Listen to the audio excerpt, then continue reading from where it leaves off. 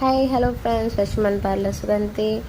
அதாவது குலதெய்வம் கோயிலை பற்றி தான் உங்களுக்கு காமிக்க போகிறேன். ஆக்சுவலாக குலதெய்வ வழிபாடு வந்து கோடி புண்ணியம்னு சொல்லுவாங்க. ஸோ இன்றைக்கி குலதெய்வ வழிபாடை பார்க்கலாம். அங்கே வந்து பார்த்திங்கன்னா ஏரியை பார்த்த மாதிரி தான் அந்த செல்லியம்மா வந்து உக்காந்துருப்பாங்க.